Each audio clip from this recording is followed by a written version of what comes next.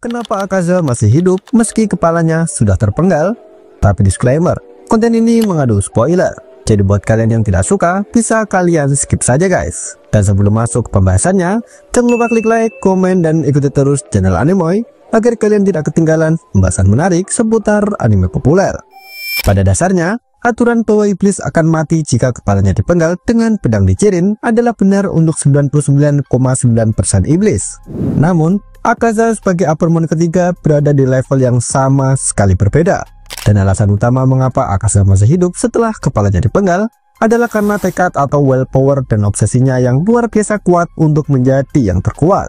Aturan mati jika kepala dipenggal pada dasarnya adalah kelemahan fundamental yang ditanamkan dalam setiap iblis oleh Muzan Kibutsuji.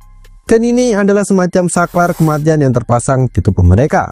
Namun, bagi iblis yang memiliki kekuatan dan tekad yang luar biasa kuat, mereka berpotensi untuk menaklukkan kelemahan ini dan berevolusi melampaui batasan normal. Akaza adalah iblis pertama selain Muzan yang diperlihatkan mampu melakukan ini. Tekadnya yang kosong dan murni untuk menjadi lebih kuat, membuatnya bisa melampaui batasan fisik tubuh iblisnya. Dan saat kepalanya terpenggal, tekadnya menolak untuk mati dan memaksa tubuhnya untuk terus beregenerasi. Dan selama pertarungannya melawan Tanjiro dan Kyu, Akaza didorong hingga ke batas kemampuannya.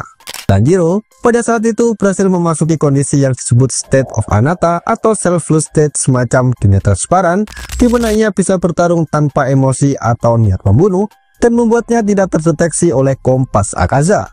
Dan untuk melawan ini, Akaza secara tidak sadar juga mulai berevolusi menuju kondisi serupa yang disebut sebagai Supreme Territory.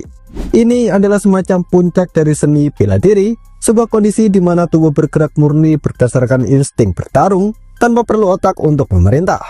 Karena tubuhnya mulai beroperasi pada level ini, ketiadaan kepala tidak lagi menjadi faktor yang fatal. Tubuhnya bisa terus bertarung dan beregenerasi berdasarkan kehendak murni untuk bertarung. Tapi mengapa dia akhirnya mati saat melawan Tanjiro? Ini adalah pertanyaan yang paling penting dan kurang disadari oleh sebagian orang. Meskipun Akaza berhasil menaklukkan kematian akibat pemenggalan, ia pada akhirnya memilih untuk mati sendiri. Tepat saat tubuhnya yang tanpa kepala akan membunuh Tanjiro, Kyu berusaha menghentikannya. Dan pada momen itu, Akaza teringat kembali pada masa lalunya sebagai manusia saat menjadi Hakuji. Dia teringat pada tunangan dan gurunya, yang keduanya dia gagal lindungi. Dia sadar bahwa alasan sebenarnya ia ingin menjadi lebih kuat adalah untuk melindungi orang yang dia cintai. Namun sebagai iblis, ia telah menjadi monster yang sangat menyedihkan dan melupakan tujuan mulianya. Wajah Koyuki menangis muncul di benaknya dan sangat kecewa pada Akaza. Menyadari bahwa ia telah mengalah dari Tanjiro dan bahwa hidupnya sebagai iblis sudah tidak ada artinya lagi, Akaza menerima kekalahannya. Dia kemudian menghentikan regenerasi dan menghancurkan tubuhnya sendiri dengan teknik destructive death miliknya. Dia pada akhirnya memilih untuk mati dan bersatu kembali dengan keluarganya di akhirat daripada terus hidup sebagai monster. Tapi yang harus kalian tahu, Akaza tidak mati karena Tanjiro. Dan sebenarnya setelah kepalanya terpenggal, dia sudah berhasil menaklukkan kematian.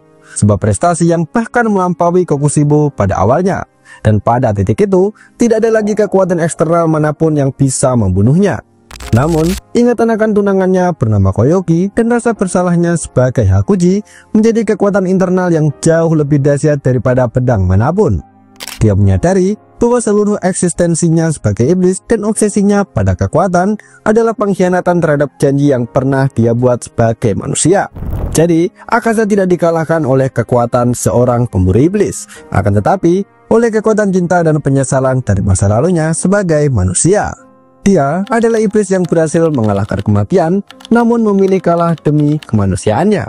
Dan oke, segitu dulu pembahasan kita kali ini tentang filosofi kekuatan tekad Akaza yang menjadikannya satu-satunya iblis selain Muzan yang bisa menaklukkan kematian. Terima kasih sudah menonton, have a nice day and see you next video.